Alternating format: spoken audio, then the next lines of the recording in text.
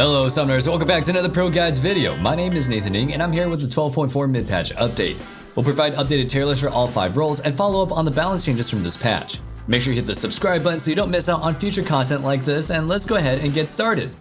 First, we'll start off with the top laners. It looks like our call to consider support top laners a tentative change was a good one. While they did overall drop a bit after the way bounties work when you have more than one support item on your team, it was pretty minimal.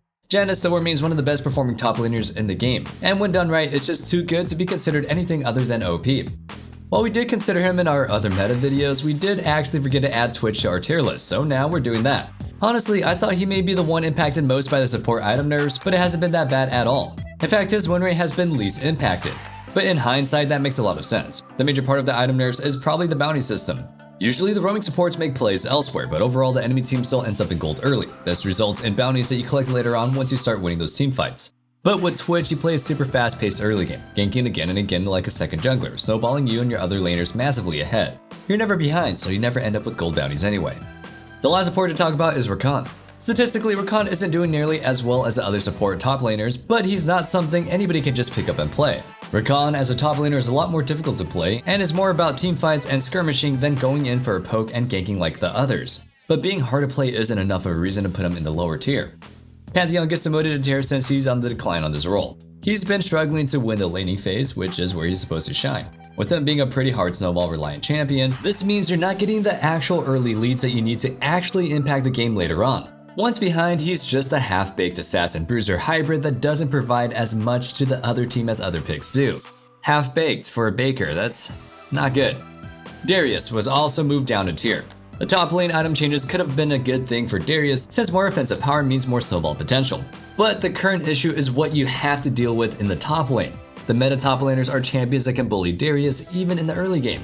Darius is like Pantheon in the sense that if he doesn't do that well early, he doesn't have the stats to throw around to bully enemies later. He just ends up being useless in both the side lane and in team fights, and is more of a liability in most cases. That said, if you can use him as a counter pick against tanks, he can be a massive bully that completely takes over the game as a split pushing threat. Previously one of the safest picks for farming up and scaling into the mid and late game, Victor is being demoted all the way down to the C tier. With Maw and Death Stance both becoming super strong anti-magic items, top lane bruisers can very easily itemize against Victor without having to go out of their way. Now your opponent can just rush Hex Drinker, and from that point on, you'll never really stand a chance at 1v1ing them. Now for the jungle, here's our list. Hecarim just barely makes it to the S tier. Honestly, we have a lot of champions in the S tier right now, but that's just the state of the game right now. Jungle is the most influential role in solo queue, and there are a ton of ways to carry from it. Hecarim specifically gives you a power farmer who does a ton of damage while also soaking up a lot of damage himself. How can a champion be a mix of Juggernaut, Bruiser, and borderline assassin not make it in the S tier? Udyr moves down to the B tier because he's just kind of meh. He can outpace most champs in the jungle, but other quick clears can usually do a lot more with their lead than him. He just kind of becomes a big tanky meatball that just runs around and applies a single target stun. Against the right composition, he could be impactful, but in most cases, Udyr just ends up being melted by hyper carries once the game gets past 20 or 25 minutes. A champion can't make it any further than the B tier if they're also heavily gated by the champions locked in by the enemy team.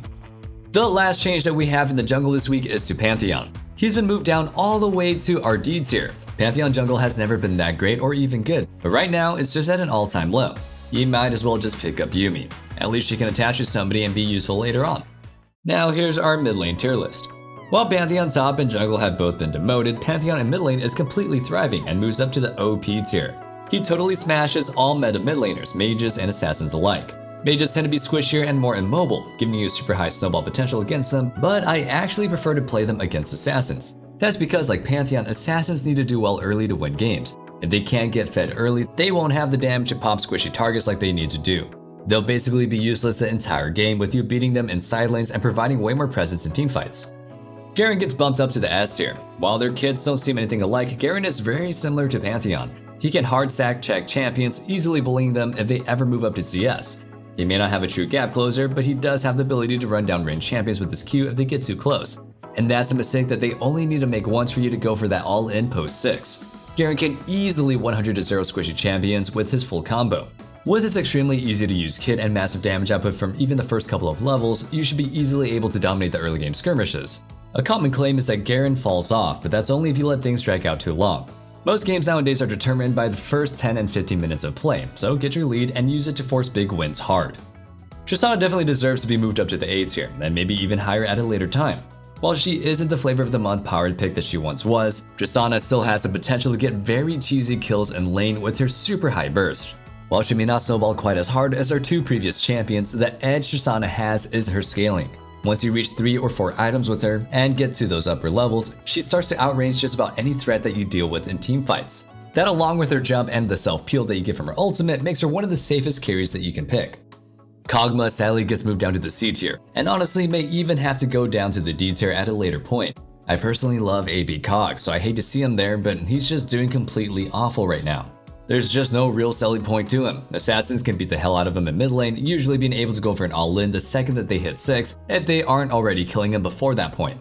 Other mages just handshake the farm lane, and they come online much quicker than he does. Regardless of who you're laning against, it's always going to be a champion that can roam and be more impactful in any early river fights that happen. The only way that AB Kog becomes useful is if the game goes on long enough for him to get 4+ items and reach level 16. But in such an early game focused meta, that simply isn't something that you can rely on happening often. We have a D tier in some of our other roles, and it's usually reserved for champions that just really absolutely should never ever be locked into that role no matter what. Now we're adding a D tier to mid lane for 2 champions. The first of those is Lucian. I don't care what you see pro players and challenger players playing or what you hear them complain about. Lucian mid is absolutely terrible, and picking it up should be bannable alone. If you can't snowball insanely hard, and I mean insanely hard, it provides absolutely nothing to your team, and no competent enemy jungler is just going to let you have your way. It may feel good to bully your opponent for the first 5 minutes of the game, but that's literally all it does. With just a single gank from the enemy jungler, your opponent gets a reset, and your game is essentially over. Anytime post 6, you'll lose an all-in to any assassin. Once a mage just gets lost chapter, they'll just clear waves and avoid trading. The other D-tier mid laner that we have for you is unfortunately Ryze. While Lucian can at least bully other champions to the first few levels, Ryze doesn't even have that going on for him. He's just straight up never good at any point in the game. Well, I guess unless it gets to like 50 minutes. Yeah, he may pump out some decent damage way later, but at that point, so do 100 other champions in the game, while also not being that awful early. Every other mage in the game is better and will bring way more consistent results. Yes, even Syndra is a better pick than him at the moment. Now let's move on to the bot lane. The first ADC that we'll be looking at is Twitch. He probably deserved his promotion to the S tier before this, but hey, better late than never. He's been absolutely tearing it up lately, and if you aren't playing him, you're really missing out. I think a lot of people think of Twitch as a team-reliant hyperscaling champion that has little to no agency in the early game, so they just shy away from him, but that's just a really bad mindset to hold. In fact, I'd say the contrary is true. Twitch can do a decent amount of damage early game, especially if you run press the attack, and can even be considered a kill lane ADC when paired with an aggressive early game support. But even more important than that, there's his assassin-like identity. Having a stealth means that you can very easily go for ganks on overextended opponents outside of the bot lane, and in most cases this will be the enemy mid laner. Most mid laners are only really thinking about ganks from the jungler, and sometimes the support, but never do they really expect an ADC. This makes it easy for them to get careless and puts them in a spot where you can snatch up a freebie. While the crit skilling on Xayah's E did help her just a bit, it was too little to warrant her being in the S tier, so we're reversing our choice from the patch rundown. She just doesn't have the 1v9 potential or huge impact that you can expect from a champion in the S tier. But remember, A tier can still carry in the majority of games, so don't be dissuaded from picking her if that's what you enjoy playing. While very rarely seen, Cho can actually be an incredibly strong bot laner, but this is obviously only the case when paired with the fasting Senna. When that condition is met, the duo is somewhere between the actual high S tier and OP tier. But outside of that, he's nothing more than a troll pick, so he's hard capped at being considered B tier. To finish things off, we have our supports. Soraka takes Lulu's place in the S tier. Her performance has slowly risen up to the point where I'd say that she's probably the overall best support in the game at the very moment. She provides good pressure in lane with her Q, sustain, and poke, while also being second only to Senna for being the hardest scaling support for teamfights. Lulu is still really solid though, but a lot of other supports are super strong right now, and we can't overcrowd the OP tier, so we're forced to drop her down a peg. It's extremely hard to gauge where Renata really belongs. Honestly, when played super well, and with a team that actually knows how to use her, you could say that she's probably deserving of the OP tier. But more so than any other champion, she requires a lot of coordination and understanding from your team to actually make use of everything that she provides. A champion that's hard to play is one thing, but them being hard for the rest of your team to utilize is another, so for now, we're putting her in the S tier. This is definitely subject to change. Finishing off our list, we have Karma, who is being bumped down to the B tier. While I personally enjoy playing Karma when she's good, I felt like she's been pretty weak for a while now. Yeah, she bullies lane hard, but then what? Out of lane, her damage is negligible, and all she really offers is her shield, which is only really useful when Matra is up. Other supports just provide a ton more healing, shielding, and utility. And that wraps things up for our 12.4 mid-patch update. Hope you guys enjoyed the video, and feel free to let me know your thoughts on where the champions fall in the tier list down in the comment section below. Also check out our description to join our Discord community. With the new year and the new season started, we're bound to have some great content coming up for you guys. Best of luck on the Summoner's Rift, everybody, and you guys know the drill. Stay safe, stay healthy, and have a wonderful day.